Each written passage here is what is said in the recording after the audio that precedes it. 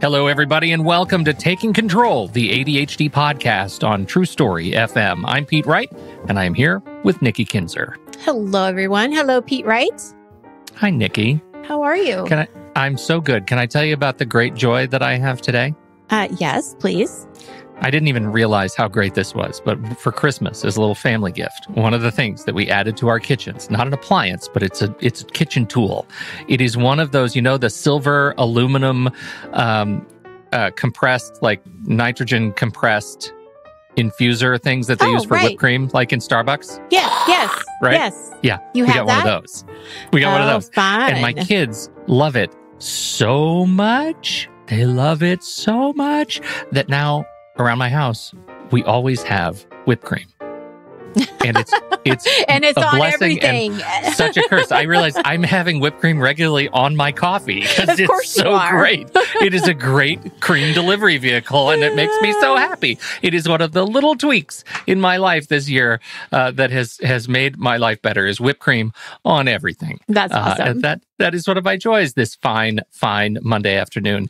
We are going to talk about the way I characterize this in the little pre-write-up was a meditation today, that it's a meditation. No, we're not going to be meditating, but it's kind of a... Medicating maybe, but... we're going to be medicating. It is a thought experiment, a thought exercise around ADHD. I'm excited to talk about this and see kind of what you have in mind. Before we do that, head over to TakeControlADHD.com. You can get to know us a little bit better. You can listen to the show right there on the website or subscribe to the mailing list, and we will send you an email each time a new episode is released.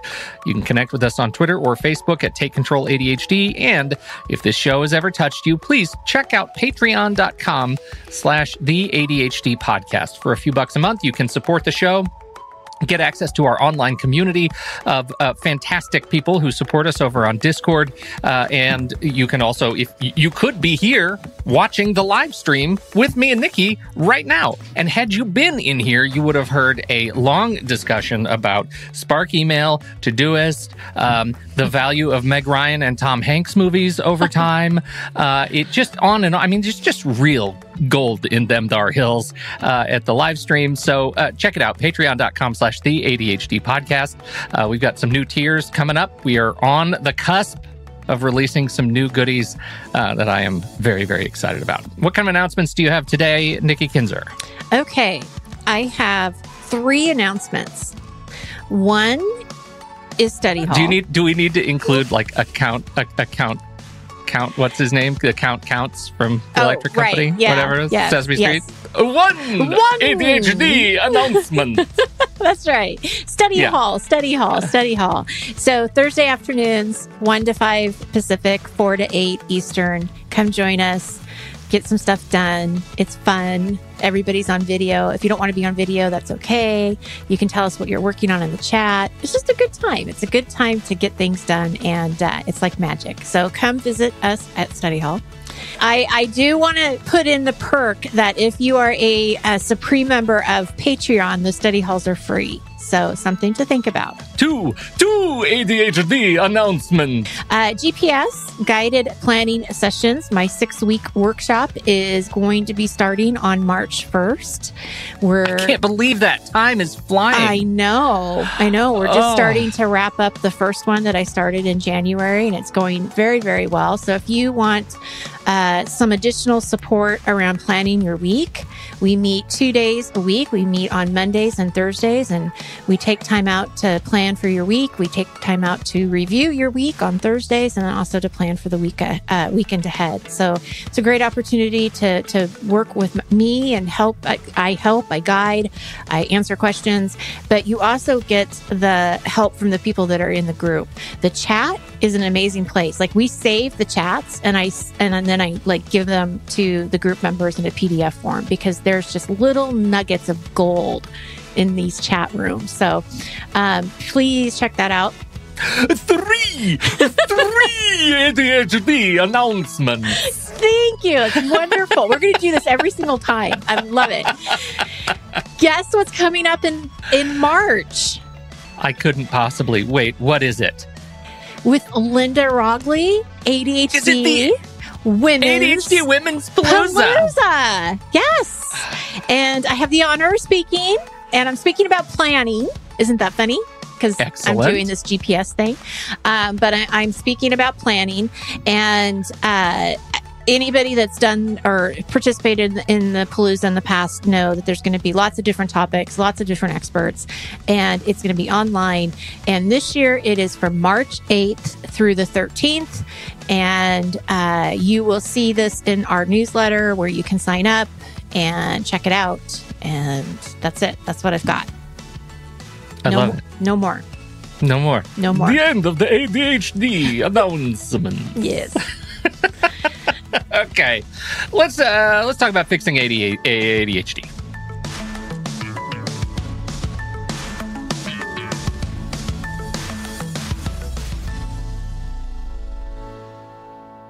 Okay, somebody listening to this right now, I 100% believe they need to hear this, and they need to hear it from both of us. Okay. I'm going to go first. Go first. You are not broken. You do not need to be fixed. And ADHD is not your fault. You are not broken. You do not need to be fixed. ADHD is not your fault. We're done with the podcast. Good night, everybody. Just make sure to tip your servers. That's right. Right. Words of wisdom. No, I just really believe there's probably somebody that's going to respond to that. Maybe most people, right? Because it's so easy to feel that way. I know we have more to talk about, but Yes. I inserted a comment in here, and I think it's really important. It was important when I first read that we were going to be talking about this some weeks ago, that we at least talk about why you might come to believe that there is a worldview that ADHD can be fixed, right? Because it's very easy when you live in a world in which some people believe ADHD can be fixed, Right. that you can start believing that it's your fault for not having fixed it yet. Mm-hmm. And that is also not a thing. Mm-mm. Mm-mm. So I'm so curious how your perspective is on this. And I have some thoughts, but do you have any reaction to that experience of people who believe that it is possible and somehow that there is blame to go around for not having jumped on board yet, or how in this context not experiencing symptoms for a while is not the same as fixing ADHD? Well, there's two components here that you're talking about. One Yes. is the thought process that somebody that doesn't believe in ADHD has, right? Right. If they don't believe in it or they think it can be fixed, we don't have control over what those people think or how, it's going to be probably difficult to change their mind if that's how they really feel. However, I do think that platforms like ours, podcasts, webinars, books, experts who are, getting interviewed, the more we talk about ADHD and educate people with ADHD, educate our teachers, is a big part of it too. Like we can start catching ADHD maybe earlier, with children. All of that helps. It all helps, right? Because it takes away some of the stigma and education. Somebody just may not really understand it. Not that they don't believe it. They just don't understand it. So if we can be a voice to that, I think is great. But I think you still have to, just like as a parent, you pick your battles. Don't get into a big fight with someone who doesn't believe that ADHD exists. It's not worth your time. And I would move on from it. I want to take it from just a slightly different angle, right? Because my mother calls me this weekend, on the weekend, and I said, "How you doing?" She says, "Well, not great." I said, "Well, what's going on?" She says, "Well, I passed out last weekend." Oh. I said, "What are you doing? Why'd you pass out?" She said, "I don't know. I was in the bathroom and I was washing my hands and I passed out, fell down on the floor. And then I came to and I got up real fast and I passed out again." Fell down on the floor. Oh, geez. I said, "Did you learn anything from the first time that you passed out seconds before?" She said, "Yeah, not to get up that fast. So everything's fine." She goes to the doctor and the doctor says, "Your adrenals have crashed. Have you been taking your adrenaline, your adrenal support medication?" She's on these adrenal support pills. She says, "No." Doctor says, why not? She says, because I was feeling good. Right. Right? Yeah. You see where I'm going with this? Oh, totally. Right? Yeah. So anything that helps you mitigate your experience with ADHD will at some point or another make you feel pretty good. And you'll feel like you're kind of on top of things. And you might start to trick yourself and think, oh, I think maybe I fixed my ADHD. Right? And that is the setup for crushing devastation when you realize very quickly that that's not the case. Yeah. Yeah. I've been using of late, maybe over the last year, this house of cards sort of metaphor for my own experience with it. And that's the house of cards I'm talking about. Everything is very, it's always exists at a state of tenuousness that it's taken me many repetitions to realize that this is who I am. This is my identity. It is not fixed. It's something that I adapt around. And so that's something I want to just make sure is table stakes for this conversation, that it's okay to believe at some point that you're in control. It does not necessarily mean, and our experience says it does not mean, that you are somehow cured by your ADHD. Well, right. You're doing great. You're doing great. But, you're managing it. You're navigating it. You're navigating through it. You're probably getting good sleep. You're probably eating well. You're probably exercising. You're probably doing all of the medication. You're probably doing everything. It's all, it's all aligned with the stars, right? You're probably in a good job, good relationship. Absolutely. You can have all of these things and still have ADHD. And my guess is that, 1 or 2 days or some situation, you're going to feel the ADHD come back at some point. Yep. Maybe not as loud, but you'll see it and you'll be like, yeah, it's still there. But that's okay. I mean, that's okay. And I think that, our goal or is maybe to really loud. Yeah. Maybe things fall apart. Right. But you every day you're proving that you can build back. Yeah. I think that, like, with coaching, when I explain coaching to new clients, I talk about 3 kind of areas that I coach around. And the first one is the awareness around how your ADHD affects you, because ADHD affects everybody differently. So we have a lot of things still in common, but there's a lot of things that are different. So I'm listening in our conversations. I'm listening to what you're challenged with, what you're doing well with, and pointing out this is your ADHD. This sounds like it's the ADHD. But the second piece to that educational part is not only understanding how your ADHD affects you, but it's accepting that this is ADHD and that ADHD does not need to be fixed or broken. You're not a circle trying to get into a square. So it's important that we accept that, yes, the ADHD is there, and it is going to be loud at times, and I'm going to have to figure out how to work with it. But that's where the third piece comes in. And that's where you have the systems that we try to create, and the scaffolding that you need, and the strategies and the reminders and all of those things become very important. But when you get into the acceptance piece, what happens is you can do the systems and the strategies without shame. So that's the key, is shame, right? Because so many times we wrap around, oh, I don't want to have to do this. I shouldn't have to do this. Other people don't have to do this. Why do I have to have clocks all around me? Why do I have to do this? Why do I, right? But if we can accept that this is how my brain is wired. I know that my short-term memory is not good, or my working memory is not good. And this is what I need to do to help me. This is what I need to do to make the day, easier on me. So we wanted to have this conversation, at least anchor it around some insights from others who have been on the show who are exceptional contributors to the ADHD body of knowledge.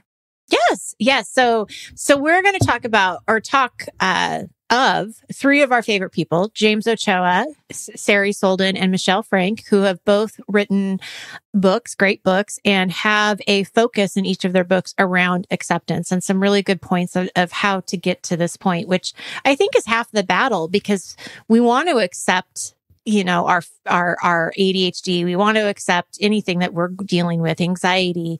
I can't see without my glasses, whatever's going on, right? We want to get to that level of acceptance, which was really why I wanted to do this show after we talked to Dr. Dodge, because those stages of acceptance they're so important. So let's talk about, the James Ochoa Focus Forward. He has a set. It's almost like a worksheet that you could copy and put somewhere, which I think you should do because it's some really strong reminders. Except that this is how your brain is set up.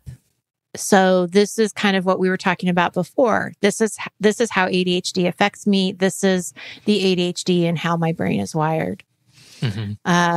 Accept that your brain chemistry is the way it is. Don't label it as something that is wrong, bad, or broken. And again, that goes to our point. ADHD is not something that needs to be fixed. Accept the responsibility to understand and educate yourself. It won't be easy, but could be interesting.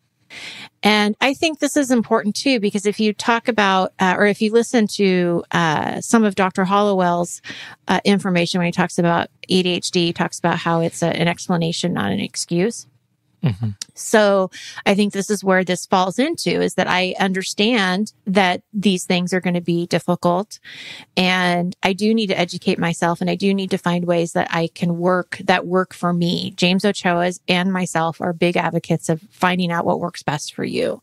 And that's, taking the time to really understand yourself and how your brain works. All of this, it gets to that issue of identity. And I think this follows up nicely to the Dr. Dodge experience with, working on the stages of acceptance all the way through embrace, right? Let's not forget what that means. And I think James is nailing it here. The responsibility to understand and educate yourself is an act of embrace, is an act of saying, this is who I am. This is my identity. And I'm going to take responsibility to change my own language to demonstrate that I know my relationship with ADHD. I know that I live with it. I know that I don't live against it. I know that I don't have it. I am it. And the sooner we can do that, the sooner we can get back to living. That's right. Well, and the next point that he says is accept that you'll always have to bring your brain back into balance. Well, this is, a little bit of what you were talking about. Well, if I'm not experiencing symptoms and then all of a sudden I experience them and there's the shock of, oh, there it is, it's back. I think there is this, if you're accepting the ADHD and knowing that I've got this right now, but it may shine its head at some point, that you can come back to a balance. I think it's a lot of just knowing that, okay, here it is. It's something that I probably just need to put to bed. I need to go to bed. And start again tomorrow, right? Or whatever. But it's knowing that you can always go back to that balance and figure out what it is that you need. Well, and that's the gap that exists between the amount of surprise that you have that your systems have broken down and how quickly you can get back up and rebuild those systems. That's resilience, right? That gap is resilience. And Absolutely. That's what we're shooting for, is being more resilient means you have systems in place that allow you to have the shortest gap that you can muster between surprise when a system's broken down and being able to build it back up and make change quickly.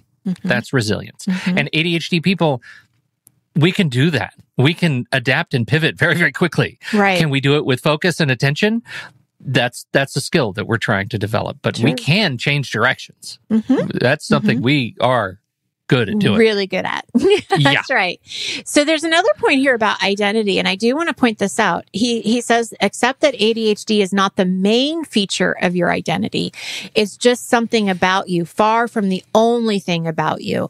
And I think that's really important, is to understand that, if your planner right now isn't working, that doesn't mean that you're a bad person. it doesn't mean that you're, all of a sudden unkind or not who you are, right? I mean, this is a ADHD symptom that's coming out that you're having a hard time with, but it's not who you are. So it is important to, yes, it's part of your identity, but it's not everything. There's a lot of things that put a person, as a whole person. Yeah, right, right. Like you may have brown eyes and a taste for asparagus. You also have ADHD. That's right. Right. Who has that? That's weird that you said that. That's weird that I would say that. That's right. We'll go with it. No. Whatever. But yeah. Odd. Okay. Trash vegetable. What? So moving forward, accept the possibility of treatment. From now on, you'll be the most important member of your treatment team. And I think this is really something that's really hard for ADHDers to do, and that's ask for help. Especially because what I see in my work is that they don't think that they should have to need the help for something that seems so simple. And so then they feel so much shame around needing that kind of help. And I would really just challenge yourself in knowing that you're not alone, and executive functions, when there's a deficit there's a lot of things that are very difficult, and it doesn't have anything to do with intelligence. So just because you need some help in some area doesn't mean that you're stupid or that you are lazy, all of these kind of myths. And so, really being open to getting help and being open to listening to other ADHDers and trying some of these things, connecting and seeing what works for you. Yeah, right. And he has this other point going on, right? That you accept that life has its ups and downs, that there may be, the way he says it, poetry in your quest for equilibrium. Mm-hmm. Those words are really beautiful. And his own experience with ADHD is aspirational. I mean, what has come out of his ADHD, not only is he a fantastic writer, author, contributor in the subject, he is a delightful therapist. He's somebody who does just the great work of his life as a result of his introspection and investigation into ADHD. He's also a wonderful inspirational artist. Yes. And he just, the joy that he brings into his life as a result of that exploration and acceptance of that identity is something to strive for. I don't for me, that experience is different, but gosh, I can only hope that there is one person out there who sees just some of the stuff that I do and says, oh, ADHD might have a cool angle for me too. Right, right. The way I feel about James, that is just, it's beautiful. Yes. It's beautiful. Yeah. If I can do just an ounce of what he is able to do. Absolutely. And serve as a model, not a warning for others. Right, right. Well, and his last point I love too, because it's so honest. Accept yourself. Notice I didn't say love yourself or try not to hate yourself or repeat positive affirmations to yourself about yourself. Never mind all that. Just right now, for this moment, accept yourself. Yeah. And once you have that acceptance, then it frees up so much space, right? It frees up the shame, and it replaces it with hope. And if you're curious instead of being judgmental, you have opened up so many possibilities, that you can explore in looking at what works for me. How does this work for me? So I just, it's acceptance is a huge piece to managing ADHD and navigating through it. And it's probably one of the hardest pieces. Right. It's probably, and it's an ongoing thing. It's not like you just all of a sudden decide, I accept this and everything's fine. Right. The next area that I want to talk about is from the book, A Radical Guide for Women with ADHD by Sari Solden and Michelle Frank. This book is written, for women, and the Declaration of Independence is for women. However, I'm going to say this is for all genders, no matter, what you relate to. This is just all people with ADHD, because I think people forget their rights. Pete, we'll just go back and forth between these. Sure. The right to have connection, even though you have challenges.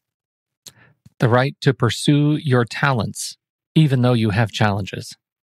The right to speak, reveal your ideas, and be known, even though you have differences. The right to claim and pursue your hopes and dreams, even though you have challenges. The right to take time and make space for yourself, even though you have challenges. The right to live shame-free, be treated with respect, even though you are imperfect. The right to ask for help, even though you have strengths. That's lovely. Mm-hmm. Mm-hmm. So many of these things, people don't feel like they have the right. They think that they need to stay small, or they think they shouldn't be heard. My hope for this show was just to remind people what their rights are, and see that they can, embrace the acceptance of ADHD, and that, we're not sitting here saying that it's a superpower or, any of that, because I know that can be a trigger for a lot of different people.